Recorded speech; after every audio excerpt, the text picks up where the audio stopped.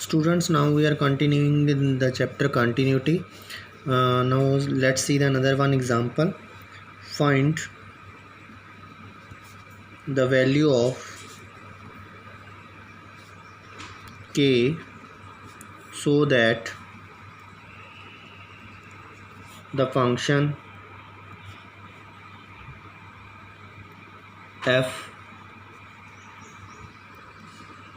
defined by f of x कैसे define है? f of x is equal to kx plus 1 if x less than equal to pi, and another is cos x if x greater than pi,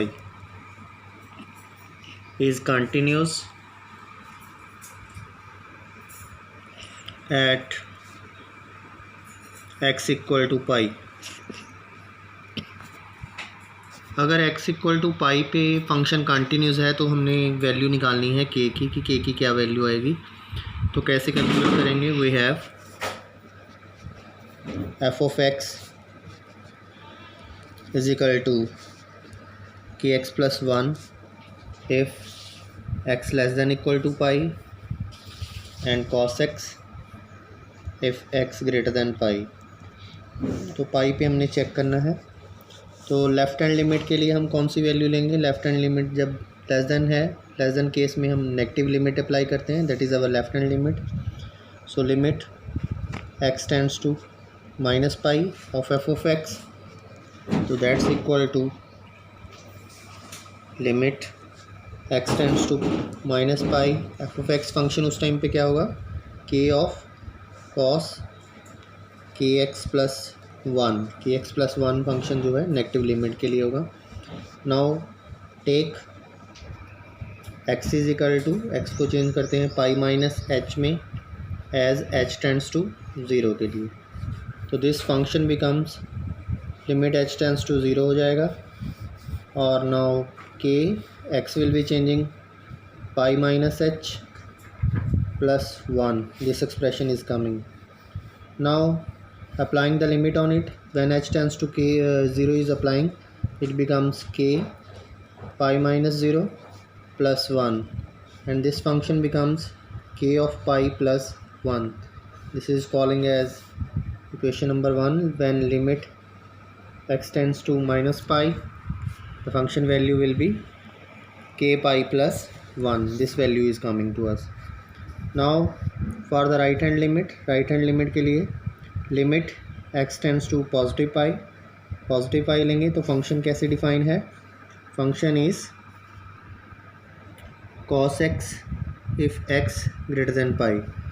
तो f of x ये हो जाएगा limit x tends to positive pi cos x.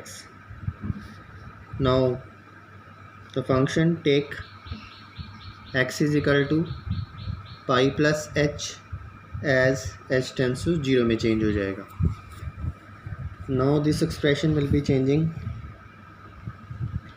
Limit h tends to 0 हो जाएगी और function is cos x के को replace कर दिया पाई प्लस h से. नाउ वी नोस कि साइन cos 180 प्लस थीटा क्या होता है? Minus of cos theta. तो this expression will be coming minus of cos h. Now limit h tends to 0, minus sign as it is. Cos of 0 is always 1, so minus of 1 it becomes minus 1. तो positive limit पे value क्या आ जाएगी? Minus 1. Now equal to case discuss करना है. Equal to case किस पे है? Less than equal to function है के एक्स प्लस 1. तो हम एफ ऑफ पाई पुट करेंगे. एफ ऑफ पाई के लिए फंक्शन लेंगे k of pi plus 1. This value becomes k of pi plus 1 when function is at a point of continuity. Point of continuity is pi. Now f of x is continuous function. It is continuous at x is equal to pi, x equal to pi पे continuous है. So limit x tends to minus pi of f of x is equal to limit x tends to positive pi of f of x is also equal to f of pi.